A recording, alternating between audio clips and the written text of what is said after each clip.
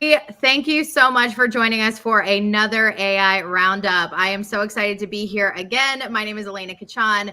I am your host and community marketing manager at Bloomreach. And we've got some awesome guests today, and I'm really excited to introduce you to them.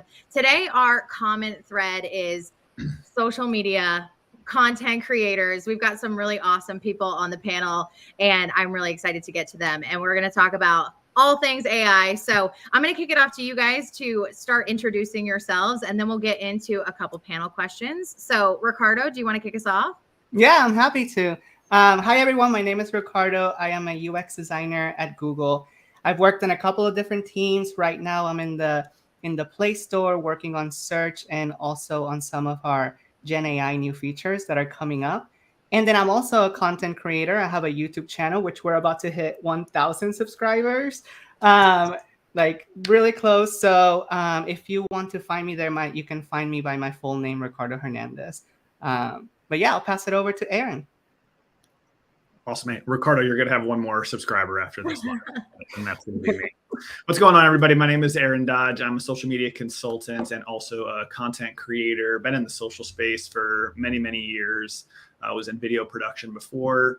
And so just took the leap into going into business for myself as a social media consultant. So I help brands understand the ever-changing world of social media and what's going on, specifically with like short form content, but also like Ricardo, I am a content creator as well. And so I just passed 1,000 subscribers on YouTube a couple of months ago. So got to get the watch time up, but we're getting there, and excited to talk about AI and how I'm using that in my business. So thanks so much for having me. I love that. Thank you. Megan? Hi, I'm Megan Sklar. You guys can't get rid of me. You've seen me on the stream before. Happy to be back. I'm the social media manager at Bloomreach, among other things. And I'm not a purposeful content creator. I'd call myself an accidental one. My TikTok is sitting at about 6 million views in total. Again, unintentionally, that's always how it goes. The stuff we don't want to go viral is what takes off. So I call myself an accidental content creator, but social media manager by trade. I love that. And honestly, this group is so perfect for this topic because you guys all dabble in the content creation space. You guys have all seen a bunch of different tools. Obviously, all of the tools that we use regularly are coming out with new features. I feel like every single day there's like a new update, a new way that you can use some of our favorite tools differently, and just empowering you to experiment, which I really love. So I'm excited to dive into this with you guys because obviously we have this common thread of being on the cusp of wanting to learn more about AI, but then also kind of figuring out how it works best for us in our day-to-day. I think at myself as a community marketing manager and a content creator on the side, like we're all trying to find ways to work smarter, not harder. So I'm curious to hear from you guys the impact that you've seen AI have on the quality of y'all's visual content. It sounds like obviously we've got two YouTubers here. So you work a lot with video. Tell us a little bit about like what you're seeing in terms of how it's helped you. How are you using it? I know that's a long question, but just tell me a little bit about that. Maybe Aaron, you can kick us off. Yeah. Specifically for me as a content creator, a lot of what AI has been helping me with has been with like my visual captions and stuff of that nature. I've been using it as well as far as for long form, the ability for it to like find and write my transcript right off the bat. And it's so much easier as a video editor to be able to go off what you said instead of the actual video, because when you're going through and delivering your lines, you know what your best take was, and being able to look at my transcript on the left and see that, I know my fourth take was the best, and just finding the text on the fourth take and having that ready to rock and roll is been so beneficial for me from a visual standpoint. And once again, just like you talked about, how can AI be saving me time and allowing me to get things done and being able to do work where I need to be doing work. And so the ability for me, that was probably the biggest unlock of 2023 was the ability to edit through text of the transcript. So I love using that. It really helps me cut down my editing time from, let's say like an hour to scrub through, me in front of the camera down to, 5 to 10 minutes to find that perfect 1-minute video that I wanted to move forward with. Well, and I just want to reiterate too, like YouTube is like the perfect waterfall piece to like, creating one piece of long form content and turning it into so many short form videos. And that takes so much time to edit. I mean, maybe Ricardo, you could speak to that too, but like the amount of time it takes to take one long video and turn it into like maybe 10 short videos to like get people to the longer form content. Just curious to hear what tools you're using or what you're finding helpful there. No, I mean, I agree on everything that Aaron said. And honestly, like the Gen AI tools have been like life-changing, especially when you're like a small YouTube channel, right? Because you don't have a team behind you helping support you. So you basically have to tackle the entire process yourself. So like I literally have been using from the very beginning, like the brainstorming phase when we're like thinking about the scripts, what are the visuals going to be? In that whole phase, I use ChatGPT to help with the actual scripts, and then also to think about titles, to think about SEO, and then all the way to the video editing phase, because I literally use the script. I don't know if you all have heard of the script, but the script. That is just about to say. It changed my life. Like literally, like it transcribes, like Aaron, I think you were mentioning this. It transcribed your entire video into text, and you can just edit the text. And it saves so much more time than if you were using something like Premiere Pro, and then all the way down to Canva, because as someone that makes content for a platform like YouTube, the thumbnails are so important. So like something like Canva, where you can use like a template or use their Gen AI tools for like background removers, it just saves so much time. And then you can still add your own twist to it. But basically, there's like, I feel like there's a AI tool for each step of the process that if you're a one-person shop, it just makes your life so much easier. Are you seeing that, Megan, as well on our side? Like you push out so many videos. I'm wondering what you're using from a visual perspective. Yeah, Descript is the GOAT. It's the greatest of all time. It does stuff as simple as like removing all the from your video, which like is just so much manual work that it's able to cut down for professionals. But also I think in terms of enabling smaller businesses or people getting started up, like Canva has been like instrumental in creating like that revolution. I used Canva to revamp my LinkedIn profile picture. I had this really nice professional picture from a wedding, not so professional, like it was a dress at a wedding. Canva gave me a really nice little jacket, and it works now. So I think it's in terms of ramping up how much people are able to produce, how fast you guys are able to get your YouTube videos out. It definitely cuts down on that time. And I think too, in terms of like the diversity side of things, especially as a writer, because that's really what I am at my core, you get stuck in like your little patterns of writing. Like I think about how every student signs off their every single essay the exact same way. When I was in middle school, it was always all in all. And so AI prevents you from getting stuck in those repetitive cycles and allows you to really branch out your content and speak in a voice that maybe is not so, it's still authentic to you, but it's not so repetitive. So I found that really, really valuable. Kind of takes you outside of your normal box, which is nice, and gets you like thinking in ways that you hadn't thought about before, which is, I agree, love that side. But I think to the next question, I really want to get into this with you guys, and it's like a perfect segue because it kind of makes me think about authenticity and how to find your voice when it comes to AI being at your fingertips. And I'm curious to hear how you guys have noticed like maybe a change in the way like content performs on platforms like LinkedIn and Instagram.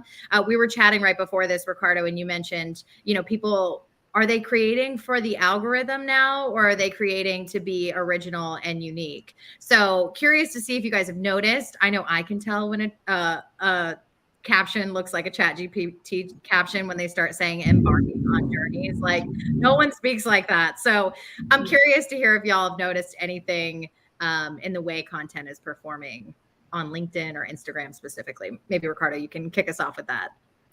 Yeah, I think that you start to notice patterns that people are following certain formulas, and I don't know if they're following them on purpose. So the formula is being created by the AI tool that they're using, and it's not people's fault, right? Like you're trying to like promote your business, you're trying to grow.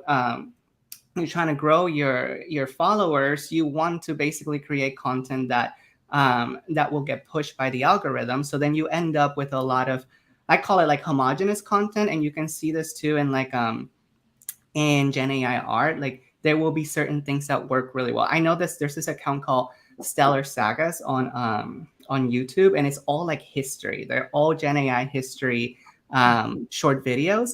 And it was so successful. It got so successful that now if you look for Stellar Sagas, you'll find how to make Stellar Saga videos on YouTube all over the place. And what did you end up with? A bunch of shorts that are all about history that look the same because they follow the same formula. So like I think it's good and bad. It's good. It's bad because it creates the homogeneous content that I talked about, but it's good if you're different, because then there is the possibility that if you are creating content that's different, your content will also stand out. It might not get pushed by the algorithm right away, but you could potentially stand out in a sea of content that's obviously being created by or helped being created by Gen AI tools.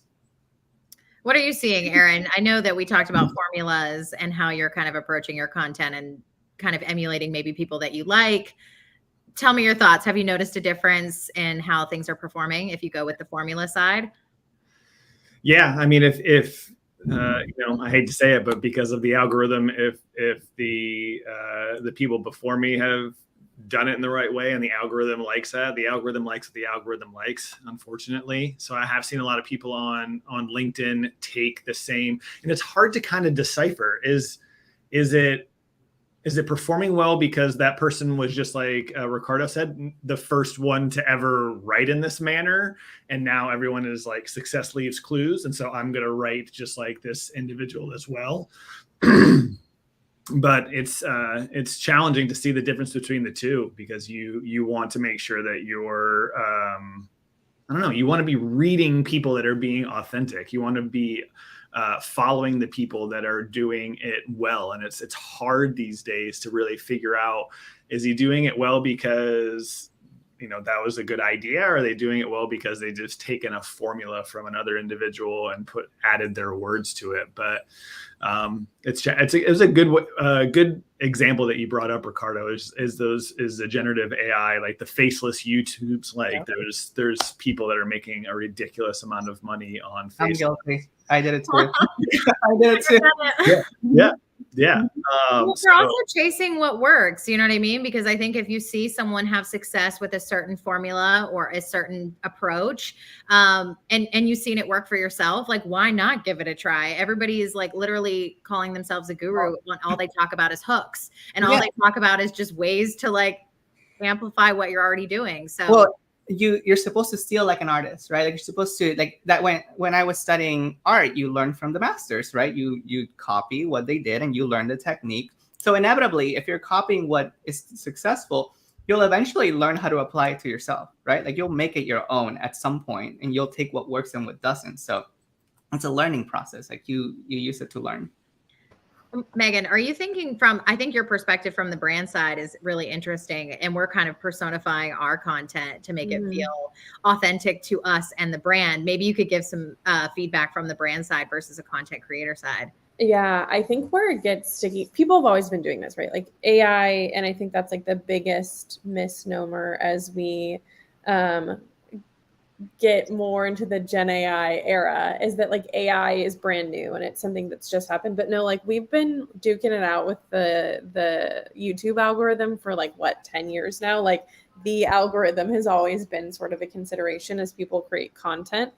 And I think it's always definitely been like, oh, the clickbait thumbnails are performing well, so we're going to replicate that for our brand or this content creator. I think where it's getting sticky is just how easy it is now with Gen AI. Like before it required you do have to transform their ideas, but now it can just be automated, and maybe that's where people are like some concerns are rising.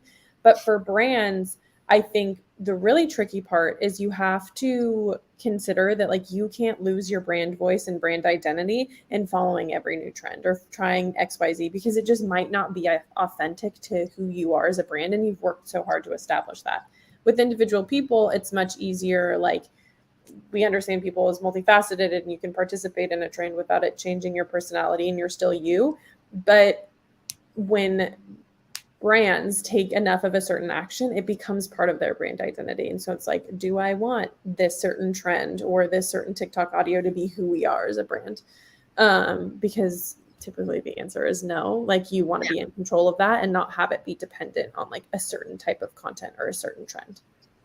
Totally. It can get a little sticky, which leads me to my final question. And we like to keep these conversations around 20 minutes. So I'm loving this already. But talking about all the benefits and how it can kind of help you get to where you want to go faster, there have been concerns. And we were just chatting right before this call about different concerns that we might see. And I think the copy paste approach here is, and I love that you referenced, Ricardo, like steal like an artist. Like, is that a concern for you guys? Does it feel like we're just in a sea of people saying all of the same things? I saw a TikTok video the other day of like someone kind of putting videos side by side, and it was like the formula was the exact same. They're just plugging in their maybe new perspective. Do we have any concerns about being able to innovate, being able to be creative, copyright? Like, what are your thoughts there? Because I know you're in the art space, Ricardo, and you mentioned Gen AI on Instagram and things like that. So I'm curious. Yeah, I think that we're in a place where everybody's just trying it out and they're just testing what they can do. And I think because we're in that phase where we're basically trying to understand the technology, there will be a lot of copying going on. But I think like humans are good at learning patterns and telling what's real and what's not, even though I will say it will get harder with Gen AI because the lines are blurring between what's real and what's not. And some people, that's something that we're finding, is that it's hard for them to tell when something is generated by AI or not. But I feel like eventually people start to reject when they see something that is not authentic. But we're still in that space right now where a lot of people, I don't know. I feel like some people don't even know what ChatGPT is. Like people that are tech savvy, we know. But if I were to go to like my family, they wouldn't know. So if they're inundated with Gen AI content, they're not even going to know that it's AI generated. So they're not going to be able to recognize it. I think we're still in that phase of trying things out. But eventually, people will get familiarized with, hopefully, with the technology and start to gravitate towards things that are authentic and not following certain patterns.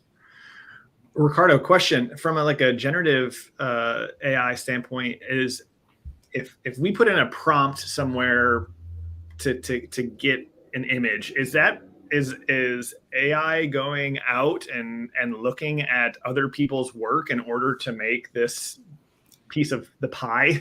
Yeah, so it was actually it's a large language model, and it was trained on a bunch of data. Like, I remember when I was like interning at Adobe in like 2018, like some of the PhDs were working on this same thing. They were trying to train models on how to recognize images so that when you type something, the model would recognize it. So the model is trained on all of these artists, right? Like if you think about like Michelangelo, like you could tell the Gen AI to create you something like Michelangelo, and it has all of this art data already trained on that it can generate it. So it's pulling from all the data. That's why they need so many servers to basically make them work, because it's literally trained on so much data that it can then generate. It knows what you're asking it and your references. So that's where the copyright issue comes in. It's, well, like if you say something like Ghibli Studio, well, should we give credit to Ghibli Studio if someone's making art that looks just like Ghibli Studio in the specific style? Because the more you describe, like the more, like this is something that we're finding out as we create prompts, the more descriptive you are and the more references you give, the more likely you are to get the result that you want. So that's where that copyright issue comes in. If once you start like saying specific artists and specific styles. Is there do you feel like there's an opportunity where in the future, if you make you know, a guy shooting a basketball look like Michelangelo, and you put Michelangelo in there, is it, you feel like that's going to attach to the image that like you pulled inspiration from a former artist? I think that it basically, if I'm like looking at the artist perspective, and we're thinking about like contemporary examples of like artists that are being used to create Gen AI art, they just want to be compensated for that. So like basically, if you're using someone's style, maybe it's not necessarily attributing directly in the image, but like you're giving the person that's being used as the reference is getting monetized in some sort of way. I think that's what the goal. Just like music, this would never happen with music, you know. Well, did you guys see that music? I think like Drake and The Weeknd, like someone put out an AI version of the song, and it like literally topped the charts, and it wasn't real, like literally not them, which is just insane. Like, I also, do you guys like when people write like a caption or something, like when they do put out content and they're like, this was helped by AI, or like at least attributing to the fact that like you didn't come up with it from scratch? Like, do you guys like the transparency with that, or do you guys not like it? I actually haven't seen that. Where did you? I think it's on. Is it something you can toggle on TikTok now? I don't know. No, I honestly saw it on LinkedIn. Like someone wrote a caption and they were like, this was helped write, like AI helped me write this. Which I thought was kind of interesting, but like, honestly, people are probably not wanting to put out that they used AI, because then they're kind of like, when I saw it, I felt weird about it, because I was like, that's a good caption, but like, you kind of like got someone else to write it for you. And it's almost like being like, my assistant wrote this instead of. I think it's discrediting. Like if you use AI in a meaningful way, especially as like a content creator or a copywriter, like a lot of your own thoughts do go into it. Like I sometimes want to like throttle ChatGPT because I'm like, no, you're not getting what I'm saying. Like, no.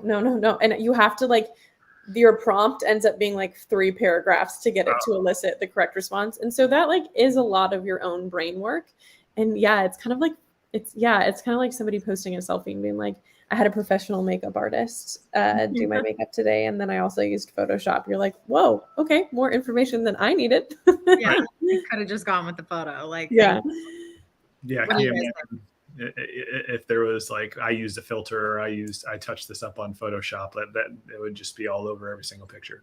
Literally. I would be so embarrassed about how many times I would have to like disclose, like, this is using the Paris filter on Instagram. Like, get out of here. But you're right though. This is a thing. So for example, one place that I've seen it is in college applications for art portfolios. Oh. So if you're making art portfolios for a school, you have to say whether you used Gen AI for your art portfolio. So I saw that in applications because I was like making a YouTube video about it. But it shows up in things like that. I think it's like, when do you have to say it? Like what's the medium where you have to say with writing? Because I'm also waiting for Medium to come up with a Gen AI tool. And I'm wondering, will they ever come up with a Gen AI tool? Because the whole point of Medium is to like create your own original content. But then if you put a Gen AI tool, everybody could create their own, like anything, right? So I think it's like depends on the medium. Like with art, it's like really, it's iffy. It's a little bit more complicated. But with writing, how do you do that? Because there's so much that goes into writing that how do you separate what you wrote versus like what Gen AI helped you brainstorm? It's difficult. It's really hard. But people cannot tell. There's like these, I was looking at these examples from Instagram where there's like these like Gen AI model accounts that are like social experiments. And people message the models. The images are all Gen AI, but the people message the models thinking they're real. So even when they put the labels, even when they say this is Gen AI generated, they still, I don't know, it's like a blindness. I don't know, they don't see it, but they think the person is real. So it's just weird. Like people cannot tell sometimes when something they haven't developed that like uncanny valley sense for AI yet. I think definitely like maybe younger people have, but it hasn't permeated everybody, like the ability to tell like what's a deep fake and what's not. Yep. Y'all, speaking of deepfakes, before we wrap this up, I heard the other day that there was an AI website that lets you talk to people in history that are dead that like will impersonate, like say you wanted to talk to Michelangelo, and like they basically give you like a there's a whole side of the internet where there's like chatbots that will act like characters or like celebrities. Yes. And there's a whole AI generated scenarios like side of TikTok that has to do with like fan fiction. It is a rabbit hole. My I God. suggest everybody go down it if you're brave enough. But yeah, it's fascinating. It's a whole thing. I can't. I mean, Facebook is about. Is it Facebook? There's one of the. I think it's Facebook. They're about to release this like thing where you. They're like Kendall Jenner avatar. The favorite celebrities, but they're not. It's just. Isn't like Kendall Jenner's name like Billy or something? Yeah, like that? I saw that. Like what is going on? And Tom Brady? Yeah, too much. Well, I was gonna say like these conversations, I think hopefully will bring to light like just some of the ridiculous sides of AI and like actual benefits and actual tips, and then also like the other side of the coin where we're like, what do we need to watch out for? So I'm just so glad that we got a chance to like hear from fresh faces, fresh perspectives. You guys are all in the content space. You guys are all thinking about this on a regular basis. So I'm just really glad that we got to deep dive a little bit here for a few minutes. But if you guys want to weigh in on the comments, feel free. I think that Aaron and Ricardo, if you guys get a chance to pop in there, you guys can totally respond. We also got one more just to see. I got I might show this up. I've seen a lot of critique about AI stealing content to create its own. I think more complicated than that. Artists, creators, etc., take inspiration from everywhere too. I love this, Kate. Thank you for commenting. It's always just nice to like be validated on what we're saying up here, making sure that you guys feel the same way. So yeah, Gary said that he thinks that you devalue your contribution and competence. Okay, interesting. And credibility. So we got a lot of takes on this, and that's why we have these, just to have these conversations. So guys, I just want to thank you so much for being a part of this live stream with me. Feel free to comment and connect with Aaron and Ricardo if you choose to. They are both on YouTube, which is exciting. You got a new fan in me. So to kick us off as we wrap, we've got a really exciting brand video that we want to show you if you're still hanging on with us. So we will exit, but we will show you some awesome Be Limitless content, and let us know if you have any questions in the chat. But thank you guys for being here. We really appreciate it. Thanks for having me. Thank you. Bye. In marketing, which means she has a lot of big ideas. A lot. It also means she has a never-ending to-do list, 300 tabs open, and a ton of pressure on her to drive results. By Thursday, apparently. But that isn't what's stressing Kate out.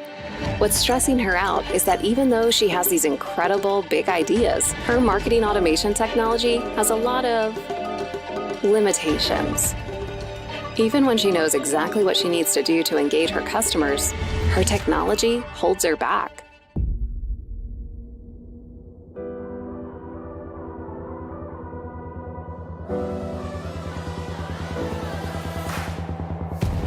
So Bloomreach created marketing technology for the Kates of the world. Marketers that want fewer limitations and more possibilities. Those possibilities come to life with Lumi. Powerful AI built for e-commerce and woven throughout the Bloomreach platform. With Bloomreach, Kate can use richer data to build any campaign she imagines across every channel from a single platform. All while Lumi ensures those campaigns reach millions of customers in exactly the right place at exactly the right time. With Bloomreach, all of Kate's big ideas can come to life. All of them. And that's what limitless marketing looks like. Be limitless with Bloomreach.